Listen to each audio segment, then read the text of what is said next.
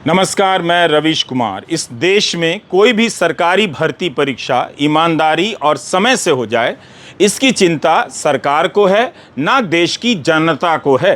राजनीति झूठ और सांप्रदायिकता की पटरी पर तेज गति से दौड़ी चली जा रही है। विरोधियों की भी सारी ऊर्जा इसी के मुकाबले में खर्च हो रही है। कहीं भी नई और ईमानदार व्यवस्थाओं का निर्माण नहीं हो रहा है। अहमदाबाद में नरेंद्र मोदी क्रिकेट स्टेडियम में प्रधानमंत्री नरेंद्र मोदी को नरेंद्र मोदी की तस्वीर दी गई। इस बात का कुछ लोग मजाक उड़ा रहे हैं और ज़्यादातर लोग इसे सामान्य समझकर स्वीकार कर रहे हैं। ये वही लोग हैं जिन्हें इस बात से एतराज़ नहीं कि इस देश में किसी के भी राज्य में, बीजेपी की सरकारों के राज्य में भी कोई भी सरकारी भर्ती परीक्षा ईमानदारी से संपन्न नहीं हो रही है। सब हंसी मजाक के लम्हे खोजने में लगे हैं। उधर जम्मू कश्मीर में अनगिनत नौजवान सड़कों पर उतरे हैं कि सरकारी भर्ती की परीक्षा का काम एक ऐसी कंपनी को क्यों दिया गया जो ब्लैक लिस्टेड की गई है। जम्मू में छात्रों के इस प्रदर्शन पर देश की नज़र कैसे जाएगी। देश अब ऐसी खबरों की बात नहीं करता, मगर जैसे ही अपने पर आती है, बात करने वालों को गाली देने लगता है कि आप चुप क्यों हैं। जम्मू कश्मीर के सभी विरोधी दल के नेताओं ने ट्विटर पर इस प्रदर्शन में उठ रही आवाज़ का समर्थन किया है। महबूबा मुफ्ती, उमर अब्दुल्ला से लेकर गुलाम नबी आज़ाद तक सबने ब्लैक लिस्टेड कंपनी से परीक्षा कराए जाने की आलोचना की है। मीडिया में छपी खबरों से जानकारी मिलती है कि JKSSB और मेरिटार्क नाम की कंपनी ने 3 परीक्षाओं का आयोजन करवाया। रद्द हो जाने के बाद जब परीक्षाओं को फिर से करवाने की बारी आती है तो JKSSB एपटेक नाम की कंपनी को टेंडर देता है। नवंबर 2022 की बात है। इस कंपनी पर और अन्य लोगों पर भी फरवरी 2018 में Uttar Pradesh power corporation limited के जूनियर इंजीनियर की भर्ती में धांधली का इल्ज़ाम लगा था और मार्च 2018 में एपटेक को ब्लैक लिस्ट कर दिया गया। छात्र जब इस मामले को लेकर कोर्ट पहुंचे तो दिसंबर 2022 में जम्मू कश्मीर और लद्दाख हाईकोर्ट ने जूनियर इंजीनियर और सब इंस्पेक्टर की भर्ती प्रक्रिया पर रोक लगा दी। सरकार को आदेश दिया कि हाईकोर्ट के रिटायर्ड जज की अगुवाई में एक जांच कमेटी बनाई जाए जो JKSSB के कामकाज की समीक्षा करेगी। इस समय जम्मू कश्मीर की 3 परीक्षाएं विवादों में हैं। Jammu Kashmir police sub inspector, finance account assistant और जल शक्ति विभाग के जूनियर इंजीनियर की परीक्षा। दिसंबर 2020 में फाइनेंस अकाउंट का विज्ञापन आया। परीक्षा होने में ही कई महीने लग गए। मार्च 2022 में पेपर होता है। अप्रैल 2022 में किनका चुनाव हुआ उसकी सूची आती है। 1.5 साल इसी में गुजर जाते हैं। यहाँ तक आकर यह परीक्षा रद्द कर दी गई और नौजवानों के सपने खाक हो गए। ये तीनों ही परीक्षाएं घोटाले का शिकार होती हैं और जांच का काम CBI को दिया जाता है। 100 जगह छापे पड़ने के बाद भी यह जांच अभी अंजाम पर नहीं पहुंची है। जम्मू कश्मीर में दिसंबर 2021 में सब इंस्पेक्टर की परीक्षा हुई थी। आरोप लगने लगे कि 20-20 लाख का घूस चला है, ऐसा प्रदर्शनकारियों का कहना है, जो इस बार भी इस कंपनी को परीक्षा का ठेका दिए जाने का विरोध कर रहे हैं। इसी तरह का प्रदर्शन 2021 के साल में सितंबर से लेकर नवंबर के बीच हुआ।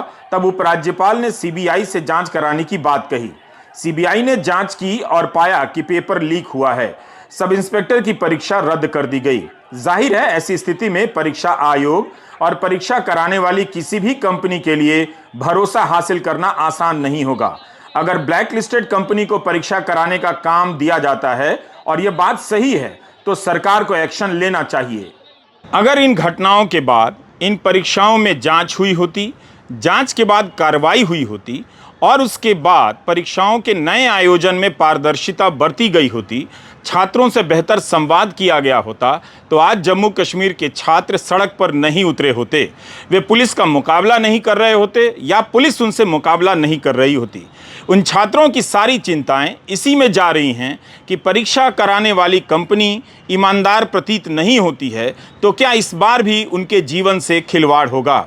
ये काम सिर्फ जम्मू कश्मीर में नहीं हो रहा, गुजरात में भी है, अरुणाचल प्रदेश में भी है, उत्तराखंड की खबरों के बारे में भी हमने अपने वीडियो में आपको बताया है और बिहार से लेकर राजस्थान, मध्य प्रदेश से भी तमाम ऐसी खबरें आती रहती हैं। गुजरात में हाल के दिनों में पंचायत जूनियर क्लर्क की परीक्षा में 9 लाख छात्र बैठने वाले थे, परीक्षा की तैयारी कर रहे थे, अपने सपने संजो रहे थे, लेकिन खबर आती है कि पेपर लीक हो गया, परीक्षा रद्द कर दी गई। दिसंबर 2022 में गुजरात राज्य लॉ कमीशन ने राज्य में पेपर लीक के मामले को लेकर अलग से कानून बनाने का सुझाव दिया है। उत्तराखंड में इस तरह का एक कानून भी बना है कि जो भी चोरी करते हुए पकड़ा गया या नकल कराएगा, उसके खिलाफ सख्त कार्रवाई होगी और कई वर्षों तक की जेल की सज़ा होगी। तो अब इन रास्तों से इन परीक्षाओं को विश्वसनीय बनाने की कोशिश हो रही है, लेकिन इसके बाद भी लोगों का भरोसा इन आयोगों और परीक्षा के आयोजनों को लेकर नहीं हो रहा है। ऐसे मामलों की तादाद बहुत ज़्यादा है, बार बार पेपर लीक हो रहे हैं, गुजरात लॉ कमीशन ने कहा है। यही स्थिति जम्मू कश्मीर में नजर आ रही है। परीक्षाओं में चोरी रुक नहीं रही है, जाहिर है छात्र सड़क पर उतरेंगे। गोदी मीडिया का एक एंकर सरकारी नौकरी की चाह रखने वाले नौजवानों का मजाक उड़ाता है। धर्म के आधार पर नफरत करने वाले भारत के युवाओं को यह बात बुरी भी नहीं लगती। वह एंकर बोलता रहा कि देश में ऐसे युवा कम हैं जिनके पास हुनर है, प्रतिभा है। यही वजह है कि सरकारी नौकरियों के लिए लंबी लाइनें लगती हैं, जिसमें किसी भी प्रकार के कौशल या हुनर की आवश्यकता नहीं होती।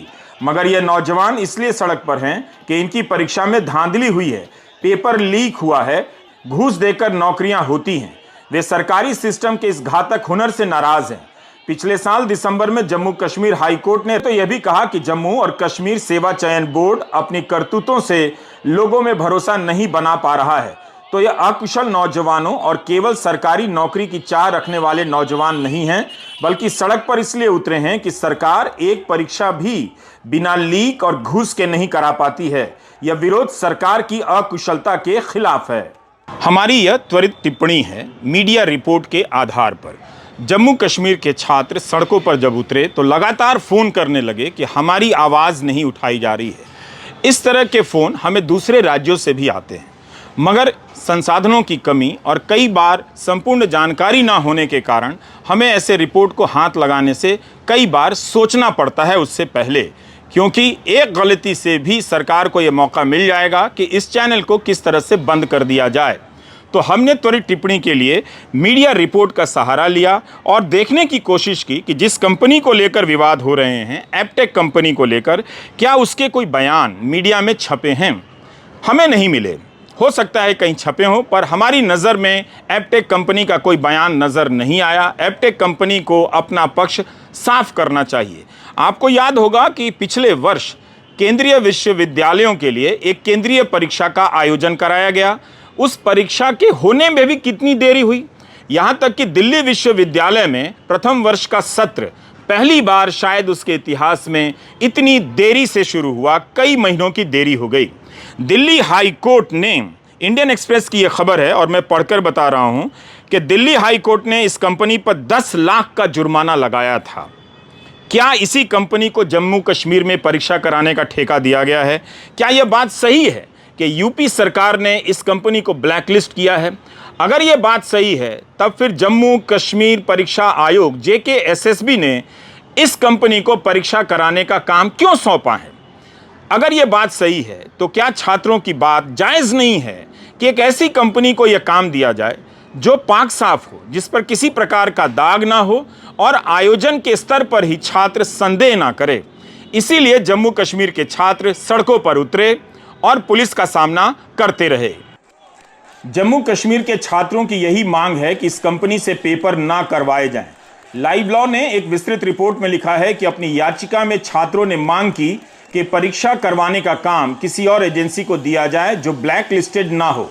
यह भी कहा कि JKSSB ने पहली बार टेंडर उस एजेंसी को नहीं दिया जिसने बिडिंग जीती थी, पर मेरिट्रैक नाम की कंपनी को दिया, जिसने अपने दस्तावेजों में खुद को साफ साफ ब्लैक लिस्टेड बताया हुआ है। एक ब्लैक लिस्टेड कंपनी से 3 पेपर में धांधली की जांच चल रही है और उसी समय JKSSB एक अन्य ब्लैक लिस्टेड कंपनी एप्टेक को फिर से पेपर करवाने का जिम्मा सौंपता है। इस मामले में जस्टिस वसीम सादिक नागराल की बेंच ने कहा है कि एप्टेक की CBI जांच चल रही है, मगर JKSSB ने एप्टेक को फायदा दिलाने के लिए टेंडर देने की नई प्रक्रिया शुरू कर दी, जिसमें नियमों को बदला गया और जिसका लाभ सीधे सीधे एप्टेक को मिला। ये बदलाव क्यों किए गए, इसके कारणों को लेकर कोई स्पष्टता नहीं है। जस्टिस नगराल ने कहा कि एक बेहद दुर्लभ केस है। यह भी कहा कि Jammu Kashmir service selection board, जो कि जम्मू कश्मीर की एक प्रीमियर एजेंसी है, इस तरह से काम कर रही है। कोर्ट ने अपने फैसले में कहा कि एसएसबी द्वारा एक ब्लैक लिस्टेड कंपनी को टेंडर दिया जाना एजेंसी को लेकर विश्वास कायम नहीं करता है। यह पूरी जानकारी हमने लाइव लॉ की रिपोर्टिंग के आधार पर दी है। अब एक एग्जाम कैलेंडर निकला है जिसमें एबटेक ही पेपर करवा रही है। इस कारण से छात्र फिर से सड़कों पर उतर गए हैं। स्क्रोल की यह रिपोर्ट बताती है कि सुदूर अरुणाचल प्रदेश के छात्र भी इस पीड़ा से गुजर रहे हैं। ईटानगर में Arunachal Pradesh public service commission के पेपर लीक होने को लेकर प्रदर्शन चल रहा था। 17 फरवरी को वहां प्रदर्शनकारियों और सुरक्षा बलों के बीच हिंसक झड़प हो गई। असिस्टेंट इंजीनियर के पद के लिए एपीपीएससी के इम्तिहान का एक पेपर लीक हो गया, जिसके विरुद्ध परीक्षार्थी प्रदर्शन कर रहे थे। इसके अलावा छात्र शांतनु दयाल को एपीपीएससी अध्यक्ष बनाए जाने का भी विरोध कर रहे थे। दयाल की उम्र 61 साल है और सेवानिवृत्त होने की 62 साल। छात्रों का कहना है कि केवल 1 साल के कार्यकाल के लिए उन्हें अध्यक्ष नहीं बनाया जाना चाहिए। इस प्रदर्शन की अगुवाई pan Arunachal joint steering committee कर रही है। 17 फरवरी के दिन प्रदर्शनकारियों ने 12 घंटे के बंद का आह्वान किया था, जिसके चलते ईटानगर में बाजार, बैंक, शैक्षणिक संस्थान, सरकारी निजी कार्यालय आदि बंद रहे। धारा 144 के लागू होने के बावजूद बहुत सारे युवकों ने सड़कों पर प्रदर्शन किया और राज्य सरकार के खिलाफ नारेबाजी की। इनकी मांग यह भी थी कि राज्य की सभी भर्ती परीक्षा यूपीएससी द्वारा कराई जाए, पेपर लीक पर 3 सदस्यों की रिपोर्ट सार्वजनिक की जाए और आयोग में तैनात राज्य सरकार के 3 अफसरों को पद से हटा दिया जाए। यही नहीं, सभी प्रभावित परीक्षार्थियों को 5 लाख रुपए का मुआवजा दिया जाए। हिंसा हो जाने के बाद राज्य कैबिनेट ने दयाल और अन्य अफसरों की शपथ ग्रहण समारोह का कार्यक्रम टाल दिया। छात्रों की यह पहले से मांग थी कि उनका शपथ ग्रहण समारोह टाल दिया जाए। अरुणाचल प्रदेश सरकार ने बताया है कि 2014 से लेकर 22 के बीच, ध्यान से सुनिए, अरुणाचल प्रदेश सर्विस कमीशन के सभी सचिवों और अधिकारियों के खिलाफ जांच हो रही है। बताइए, इतने लंबे समय तक घोटाले और घपले चले जा रहे हैं, मगर इन चिंताओं को कभी आप प्रधानमंत्री के भाषण में नहीं देखेंगे। इन चिंताओं को आप कभी भी अमित शाह के भाषण में नहीं देखेंगे।